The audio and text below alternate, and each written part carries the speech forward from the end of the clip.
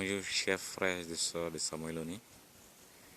Je pense que vous allez pouvoir remarquer qu'au début du filmage, on peut sembler que c'était un peu muet puisque personne ne parlait. Je n'avais pas suivi la procédure légale de pouvoir faire le filmage, donc j'étais en mode espion. Cependant, devant vous, vous verrez là, juste devant vous, les premières classes de l'animation rurale, c'est-à-dire les classes qui abritent l'école qu'on appelle l'animation rurale, qui est une école sous la tutelle des sœurs, permettant à ceux qui n'ont pas eu l'occasion d'aller à l'école primaire de revoir comment il faut faire pour avoir une instruction de base afin de pouvoir accéder au collège. Et là, vous avez jusqu'en 5e année. Et de là, vous passez justement l'examen, le CP, et vous accédez à l'école normale comme les autres. C'est une manière de pouvoir vous rattraper, puisque quelquefois, des gens n'ont pas eu l'opportunité de rentrer à l'école ou bien d'accéder à l'école à bas âge. Donc, c'est le court moyen de pouvoir se rattraper. Et juste en face de vous, vous voyez le bâtiment qui abrite le majeur, c'est-à-dire celui qui est habilité à faire les premiers soins. Ici, nous sommes juste dans le territoire du Vatican de Samui. Donc, nous avons là le bâtiment qui abrite le logement, en quelque sorte, le chargé de la santé au niveau de la paroisse de Samui. Tout à fait en face, vous voyez là le bâtiment qui abrite le centre de santé paroissial de Samui. Juste à la gauche de l'écran, vous voyez le bâtiment qui abrite le bureau du médecin en chef.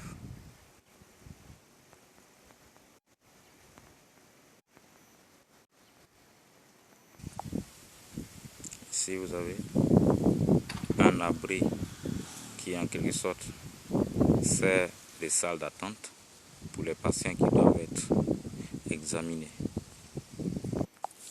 Je vous fais en sorte de visiter un peu les locaux de ce centre de santé qui est en voie de vétusté très avancée.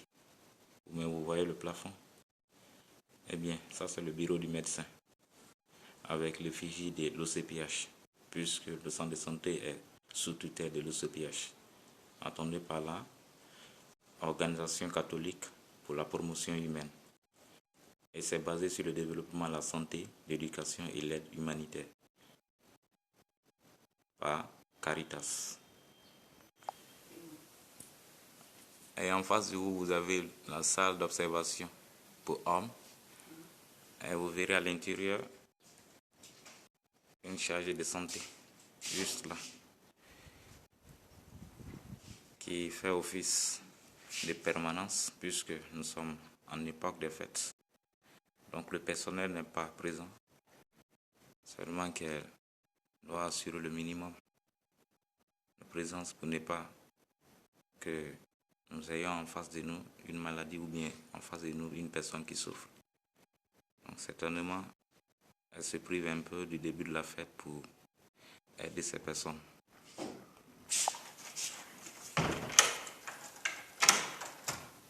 Juste à l'opposé, vous avez là la salle d'observation pour femmes.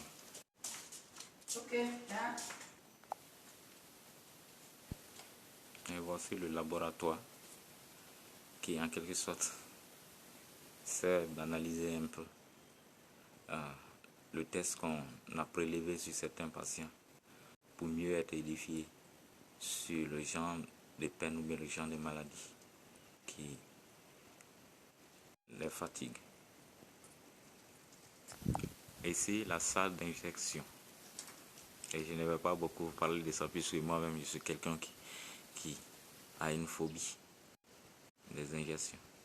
Donc vous avez en face de vous, puisque nous sommes aux abeilles de fête, vous verrez que la porte est hermétiquement fermée.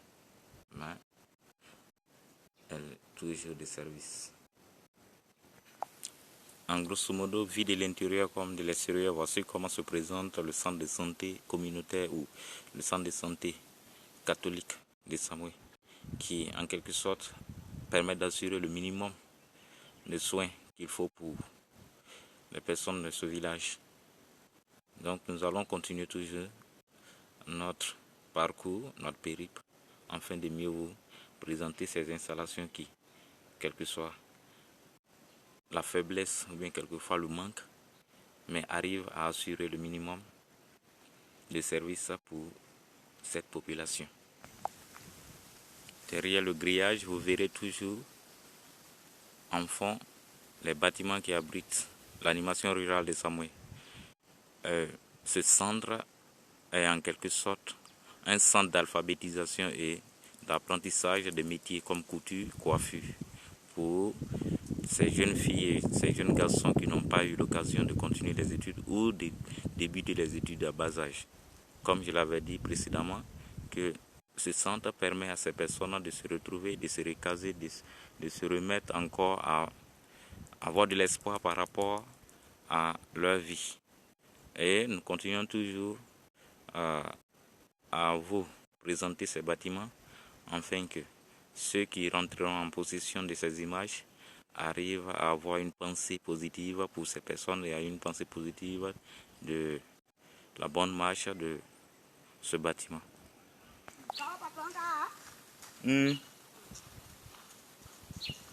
En face de vous, vous voyez deux bâtiments qui abritent en quelque sorte les salles de classe de l'animation rurale.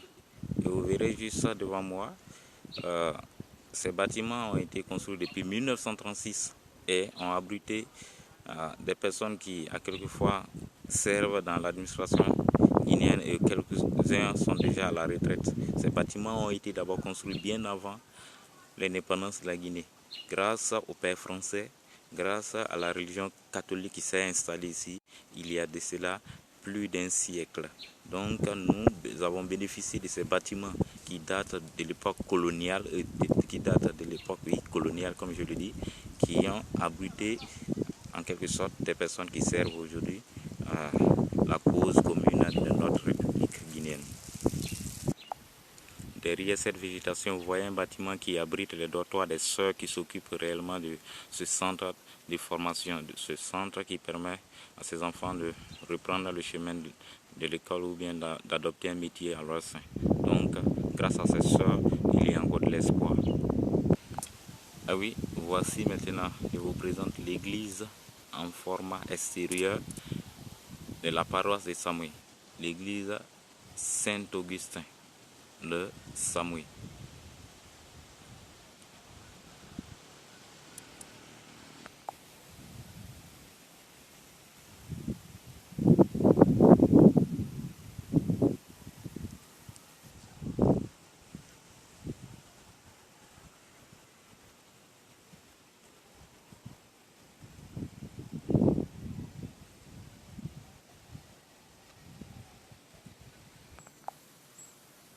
Voici la rentrée principale de l'église. Je vais vous faire visiter un peu la face, puisque la porte est encore fermée. Et nous attendons minuit pour pouvoir lancer le début de la festivité, puisque nous sommes en saison de Noël. Eh bien, il y a eu l'assainissement au niveau de l'église et nous attendons le début. Vous verrez toute information, tout renseignement de l'église sur cette plaque.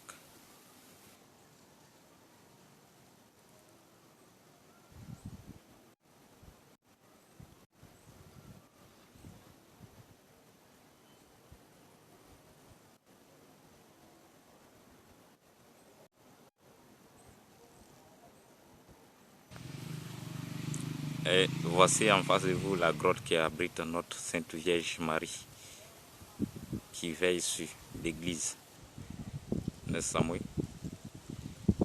Et vous verrez qu'il y a eu un peu de fleurs apportées au décor pour mieux annoncer la venue, la naissance de l'élu, le Seigneur, le Christ. le Rédempteur, le Sauveur de l'humanité.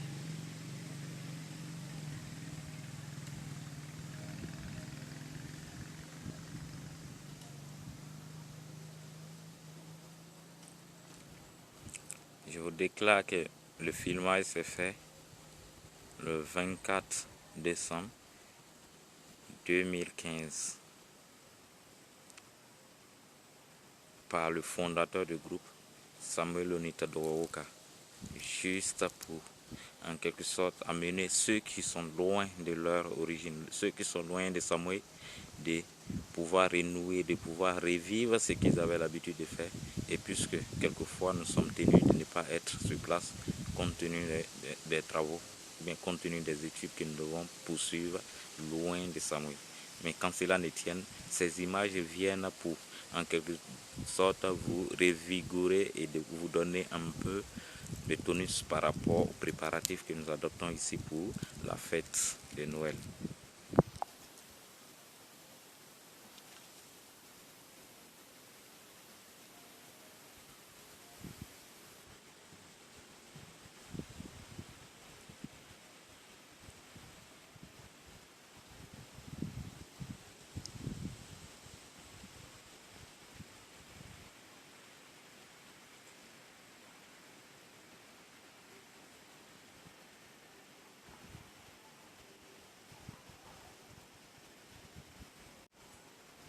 Et vous voyez en face derrière la porte à l'accès à la sacristie de notre église. Et tout au long du mur, vous voyez là les claustras qui permettent d'avoir une vue de l'intérieur de l'église. Ces bambous de Chine que vous voyez annoncent la rentrée du cimetière catholique de Samuel. Vous verrez là l'âme des personnes décédées. Vous verrez là la tombe des personnes qui ont eu foi à l'église catholique, ont eu foi en la religion chrétienne et se sont donnés à corps et à vie à cette religion jusqu'à leur mort. Vous verrez peut-être inscrit sur les tombeaux ces noms. Vous voyez en face de vous la tombe de Martin Connet, né en 1922 et décédé en 2012. Celle de Viviane Théa, née le 13 janvier 1958, décédée le 15 décembre 1961. Une jeune fille qui n'a pas eu assez d'expérience de vie. Et là, vous voyez la tombe de Abbé Paul Lazare Collier, décédé le 12 septembre 1993. Paix à son âme. Il a donné sa vocation, il a donné vraiment sa vie au Christ. Et durant toute sa vie, il a prêché la bonne nouvelle, selon les premiers prêtres de Samuel. Et là, vous verrez en face de vous la tombe d'une sœur, la sœur Dominique Sassia, l'une des sœurs présentes en Guinée avant l'indépendance de la Guinée. Et à sa mort, elle a voulu qu'elle soit enterrée ici dans sa paroisse, où elle a vécu avec ses frères noirs. Donc elle a voulu que son âme reste toujours en Guinée. Voilà que vous avez sa tombe ici. Repos à son âme. Et là, vous avez en face de vous la tombe de André Lauré, aussi un blanc, décédé ici pour la cause de l'église chrétienne, l'église de Guinée, l'église catholique. Juste à côté de lui, une autre tombe qui abrite un blanc, Père Herman Louis Bouissou, né le 10 mars 1972, décédé ici à Samuel le 26 novembre 1939. Je vous ai bien dit, né le 10 mars 1872 et décédé le 26 11e mois 1939. Joseph Dobige, ce nom vous dira quelque chose sur la présence des Français ici en Guinée, précisément à Samoué. Vous verrez peut-être avec mon confrère Jacques Théa qui vit aux États-Unis, qui a d'amples explications sur la famille d'Obige qui est venue s'installer. Vous verrez même que le mot d'Obige vous fait rappeler du nom d'Obista. Donc, en quelque sorte, d'Obige était un colon blanc qui était venu s'installer d'abord à Cancan et qui a trouvé nécessaire de se rabattre sur Zérekore compte tenu de la fertilité de la terre qui se trouvait à Zérekore. Et là, il a créé de grandes plantations de café, de cacao, de riz, où tout le monde pouvait s'approprier et où l'on pouvait travailler comme il fallait à suffisance. D'Obige, en quelque sorte, est devenu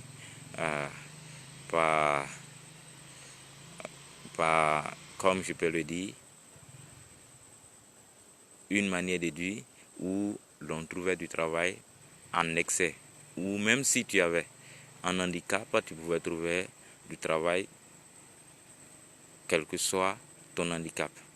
Et vous verrez là, c'est Joseph d'Obige, né en 1871 en France, à Bordeaux, Dordogne, décédé en 1942 à Zérekore. Voilà. En face de vous, vous verrez là la tombe de mon grand-père, Joseph Théa, l'un des premiers catéchistes noirs depuis l'instauration de l'Église catholique en Guinée forestière. Il a toute sa vie donné sa vocation, son temps au service de la formation des jeunes chrétiens. La plupart des prêtres ont eu leur baptême grâce à ces vieux. Donc, il a servi de catéchiste depuis son bas âge. Et jusque-là, nous le portons en cœur. Grâce à lui, je suis aujourd'hui celui qui, en quelque sorte, œuvre dans ce sens. C'est grâce à ces vieux que l'Église catholique s'est vraiment implantée à Samoué, puisque lui-même, natif de Samoué, durant son service, a baptisé plus de 1000 personnes. Et ces personnes, en quelque sorte, quand ils entendent parler de mon grand-père, sont vraiment très heureux, puisque ils savent l'animation qu'il apportait au niveau de l'église. Ils savent aussi que de son vivant, il a donné toute sa vie pour l'émancipation. Il a donné toute sa vie pour l'incension de cette religion qui, en quelque sorte, est à 95% la religion des ressortissants de ce village. Des prêtres, des sœurs, même des profanes ont eu le baptême sous sa main. Et je crois que c'est sur ces images que prend fin notre documentaire, s'il faut dire, ou bien notre petit tourisme par rapport aux installations et par rapport aux bâtiments, par rapport aux richesses religieuses que Samoué réserve. Vous verrez dans d'autres documentaires le village et les bâtiments administratifs qui abritent la sous-préfecture et le CR de Samoué. Pour le moment, ce documentaire était spécialement consacré à la partie religieuse. Je vous remercie et bonne lecture.